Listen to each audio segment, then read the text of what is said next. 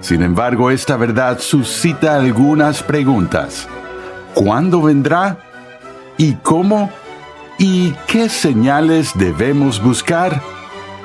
Muchas teorías han ido y venido a lo largo de los siglos. Hoy, el Dr. Sproul nos ayudará a analizar estas teorías y a descartar algunas enseñanzas erróneas sobre este tema vital. Pasemos una vez más al salón de clases a escuchar al Dr. R.C. Sproul mientras explica la visión bíblica del reino de Dios en su mensaje Entendiendo la Parusía. Vamos a continuar con nuestro estudio de escatología y mencioné en nuestra primera sesión que estamos experimentando una crisis de escatología, refiriéndome específicamente a los ataques que se han hecho contra la credibilidad de las Escrituras y también contra la credibilidad de las profecías de Jesús con respecto a su propio regreso. Lo mencioné antes y lo vuelvo a hacer, que estoy siguiendo la estructura básica de mi libro titulado Los últimos días según Jesús. Les advierto otra vez que la posición que tomaré en estos asuntos puede parecer diferente de lo que comúnmente escuchan sobre esos temas. Pero antes de ver mis puntos de vista y esos temas, creo que es importante que hagamos un pequeño reconocimiento histórico de las teorías críticas que han pasado a primer plano en los últimos 2 siglos. El siglo XIX fue dominado tanto en el campo de la teología como de otras disciplinas académicas por las teorías de la evolución. Tendemos a pensar en la evolución estrictamente en términos biológicos, pero el pensamiento teórico del siglo XIX fue fuertemente influenciado por la filosofía de Friedrich Hegel, quien tenía una postura evolutiva de toda la historia, no solo de los desarrollos biológicos entre las especies vivas y demás, sino que toda la dinámica de la historia se lanzó en este contexto de evolución progresiva. Esto fue aplicado por los estudiosos en el siglo XIX al desarrollo de la religión. Y la escuela que surgió de esto se llamó la Escuela de la Historia de las Religiones. La Escuela de la Historia de las Religiones fue una escuela de pensamiento que dominó la teología liberal en el siglo XIX, que aplicó estos principios de evolución a la religión bíblica, diciendo que la religión bíblica sigue los mismos patrones básicos que todas las religiones siguen en su desarrollo histórico, que la religión empieza de una manera simple y luego se desarrolla a un punto de vista más complejo.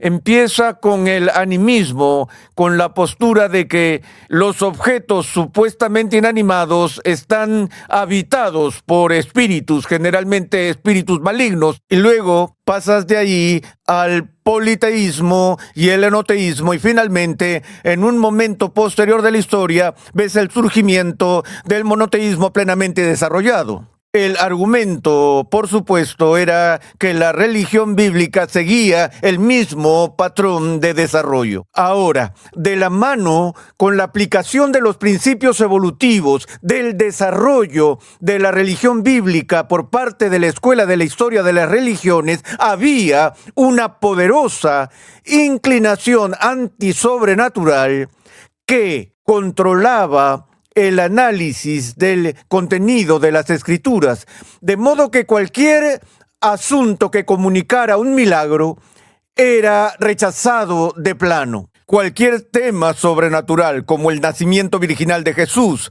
la expiación como un evento cósmico de reconciliación entre lo humano y lo divino, la resurrección, la ascensión y obviamente el regreso de Jesús al fin del siglo, también se consideraba parte de las trampas mitológicas que fueron incluidas en los documentos bíblicos. Así que esto produjo una crisis en la iglesia en el siglo XIX, particularmente en Europa, porque había miles de hombres que habían sido ordenados en el ministerio cristiano y millones de dólares invertidos en edificios de iglesias y programas de iglesias, y de repente los teólogos están diciendo que todo es un mito. Entonces, ¿qué hacemos? ¿Cerramos las iglesias?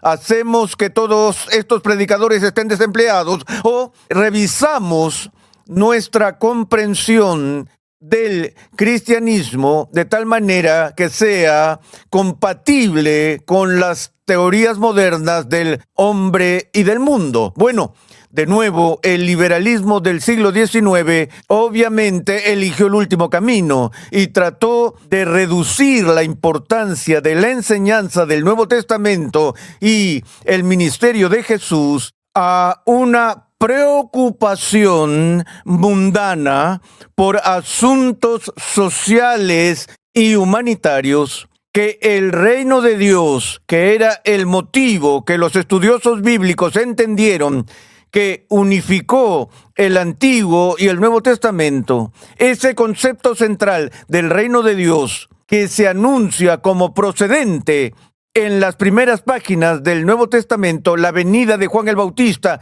que llamó al pueblo al arrepentimiento porque el reino de Dios estaba cerca, que estos estudiosos buscaron redefinir el significado del reino de Dios en términos de ética y valores. Una de las principales figuras del siglo XIX en este sentido fue un hombre llamado Albrecht Ritschl, un estudioso alemán que argumentó que la enseñanza de Jesús debe entenderse no en términos sobrenaturales de salvación personal, sino más bien en términos de la enseñanza de valores humanos importantes, y que el reino de Dios tenía que ver con la aplicación social de la enseñanza ética de Jesús para que las personas empiecen a mostrar amor unos a otros, a cuidar a los pobres, etc.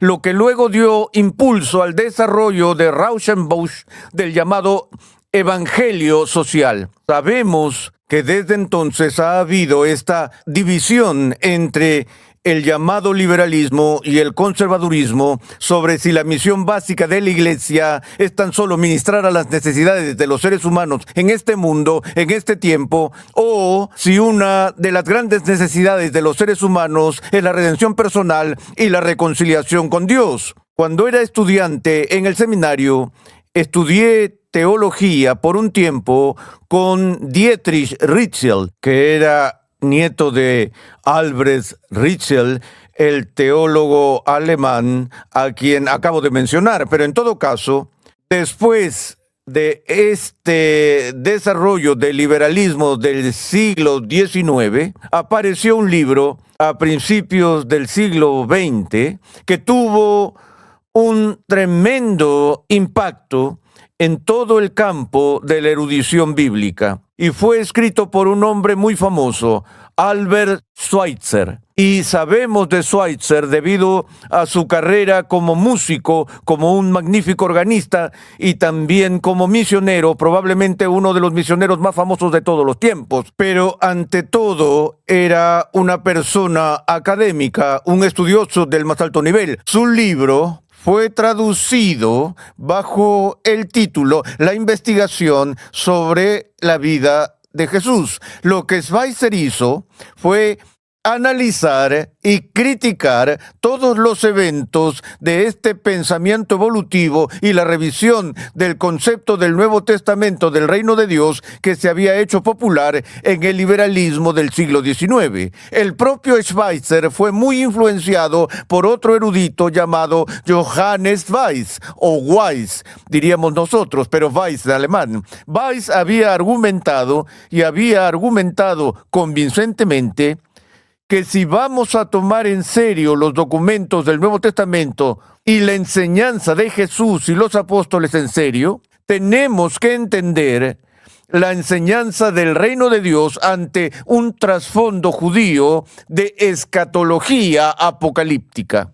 Eso suena medio elegante, pero básicamente Schweitzer estaba diciendo que el mensaje de Jesús y su enseñanza sobre el reino es ininteligible aparte del enfoque central de la escatología que contiene. Ahora, cuando Schweitzer habló de la postura escatológica de Jesús del reino de Dios, no quiso decir con el término escatológico lo que normalmente se quiere comunicar con el término. Por lo general usamos el término escatológico o escatología simplemente para referirnos a las últimas cosas o los últimos tiempos o los tiempos finales, una orientación futura. Pero cuando Schweitzer habló de un reino escatológico, se refería no a un reino que viene por una evolución gradual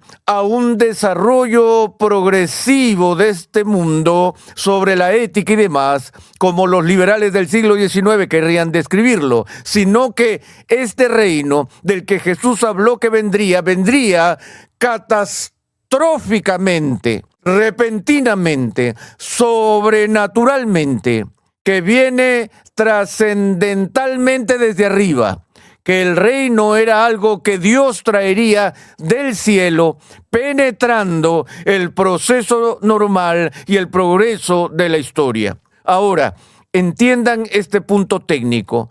Schweitzer está diciendo que tratar de interpretar la enseñanza de Jesús sobre el reino de Dios y sus promesas futuras de la manera en que los liberales del siglo XIX lo estaban haciendo era fundamentalmente no solo incorrecto, sino deshonesto, porque no trataba realmente con la enseñanza clara del texto de las Escrituras. Para Schweitzer, para que los documentos del Nuevo Testamento sean inteligibles, debes tomar en serio su marco escatológico. Ahora, parece que en este punto Albert Schweitzer estaba luchando por los ángeles y era un feroz defensor de la ortodoxia cristiana.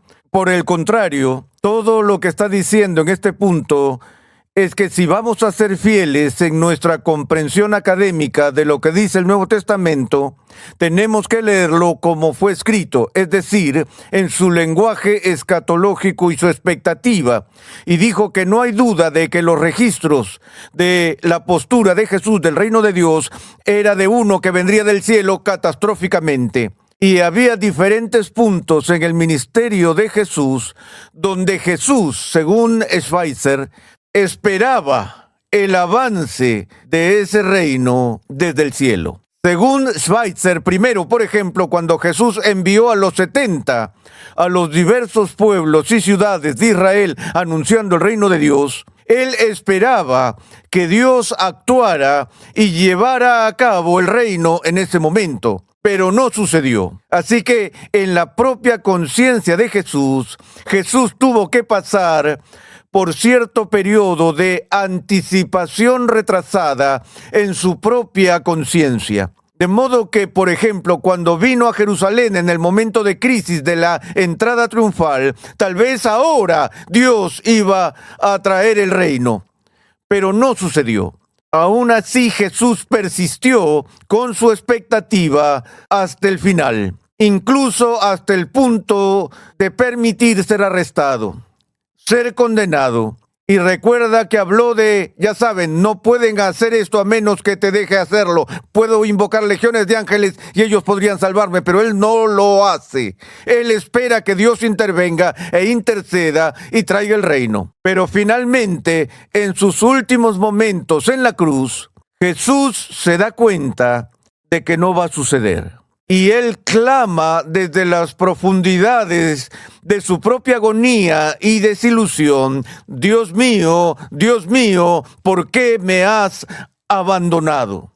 Jesús muere como una figura noble, como un gran maestro que encarnó el evangelio de amor que Schweitzer trató de predicar en todo el mundo, pero murió desilusionado por sus propias expectativas de la venida del reino de Dios.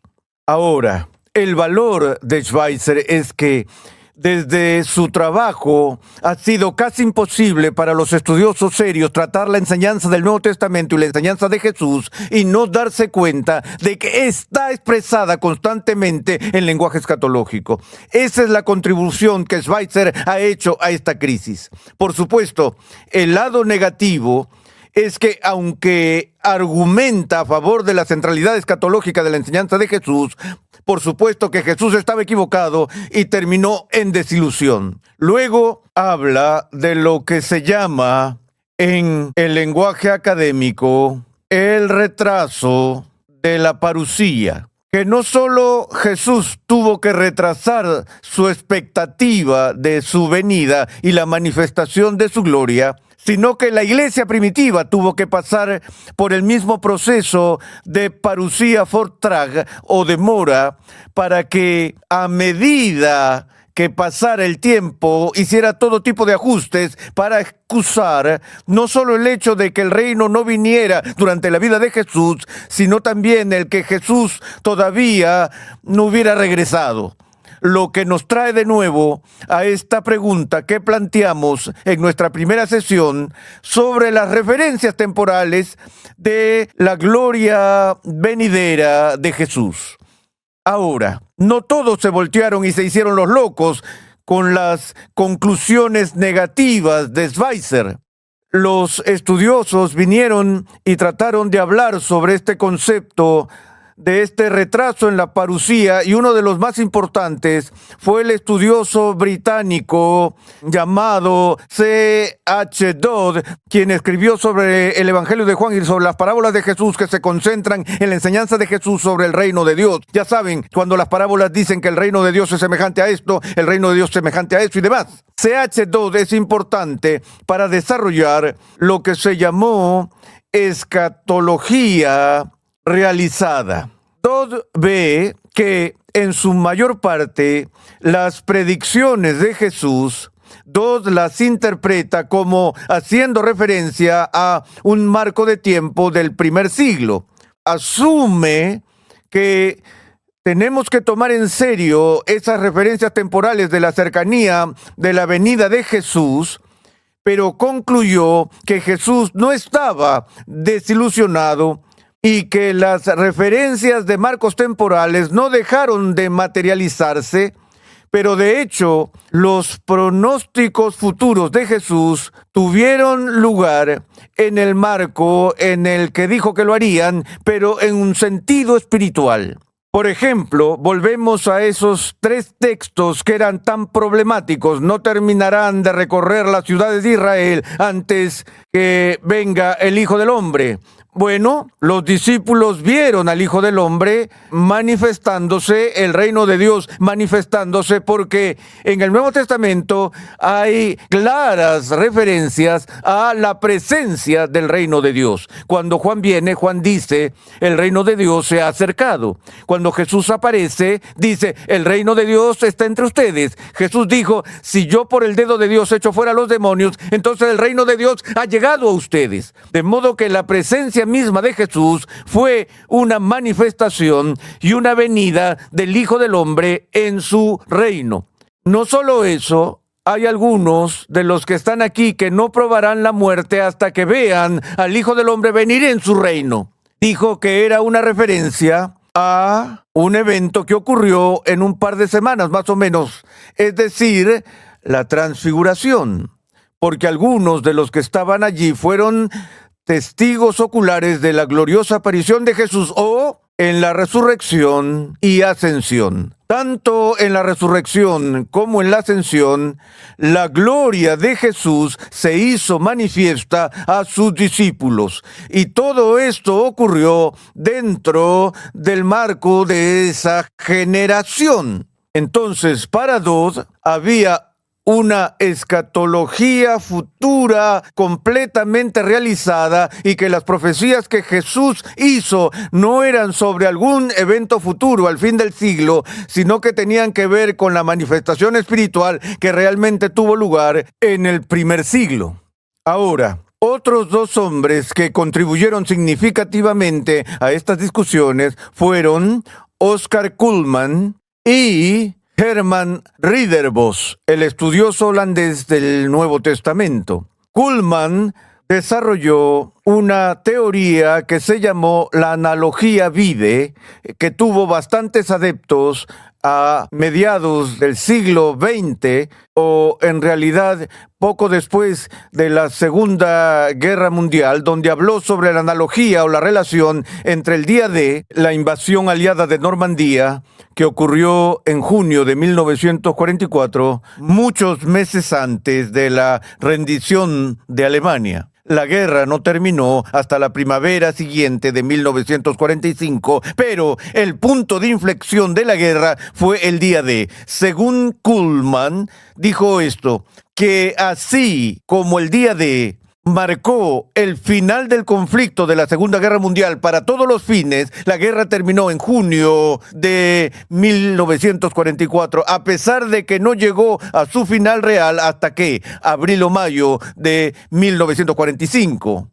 Así lo dijo de igual forma que el futuro reino de lo que Jesús predijo ya ocurrió decisivamente con su ministerio terrenal, con su resurrección y con su ascensión. Y que lo único que queda es una especie de postdata al fin del siglo, pero para todos los fines, el reino ha llegado en poder y gloria, y el resto es solo la cereza del pastel. Pero de nuevo, la pregunta con esto que inmediatamente surge es si puedes esperar que el fin de la guerra sea 200 años después del día D. Allí es donde se rompe la analogía. Herman Ridderbos toma esa posición similar y desarrolló el concepto en holandés de lo que se llama el als y el nog is niet, o el ya, pero todavía no, en el que dijo que si vamos a entender el Nuevo Testamento tenemos que ver que el reino de Dios ya ha llegado en gran medida. Hay un als al reino de Dios, un ya, pero todavía queda al final de los tiempos la consumación final de ese reino, el cual todavía no ha llegado. Nog is niet. Muy ligado a esto está a menudo la teoría de la realización primaria y secundaria, es decir, que gran parte de la predicación y enseñanza